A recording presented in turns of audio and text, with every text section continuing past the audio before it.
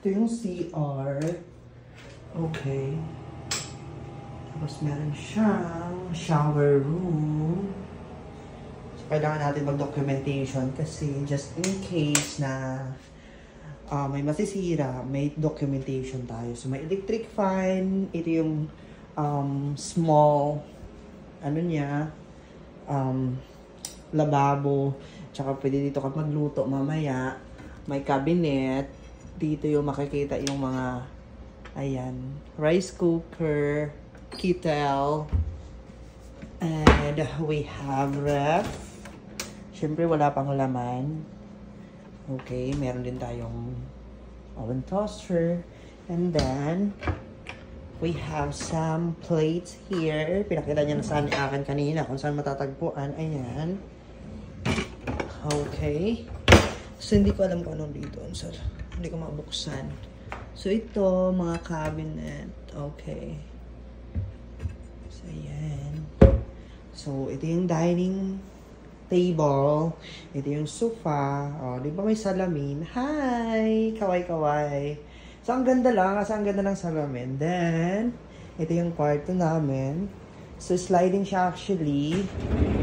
Kaya, pang private lang talaga siya. Kasi, ayan, may sliding door. Kaya kung naghaharutan kayo dyan, makikita ka namin. So, ito yung ayan, may wifi. Yan, tapos ito yung aming higaan. And then, cabinet. So, ayan. May mga hanger na siya. Tsaka, meron na din siyang, okay. Nilagay ko na dyan ang mga gamit ko. May towel na din siya. So, ito yung aircon naman. Tapos, ayan. Ayan, diba? Pak. Ganun. Hello. Ayan. So, lalabas tayo. Papakita ko sa inyo kung anong nasa labas. So, maganda siya kasi may terrace kami. Ito yung terrace namin. Tapos, ito yung harapan namin. Yan. Amazing, di ba? So, ayun. Yan lang, guys. Maganda. Ang kinikip pool na yun, mga tenants na pwede. Sabihin mo yung name ko.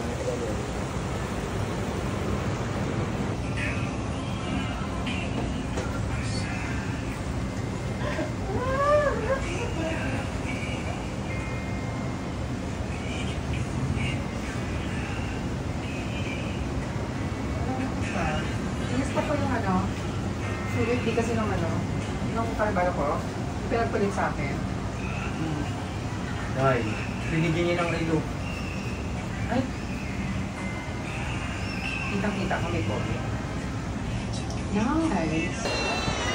Wait lang! Ay, talagang makikita yung mukha mo.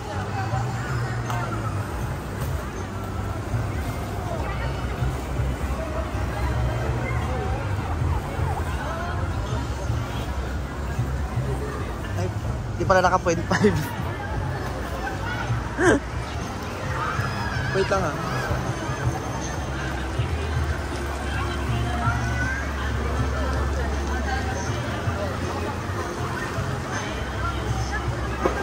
Ay, ba't parang 0.5?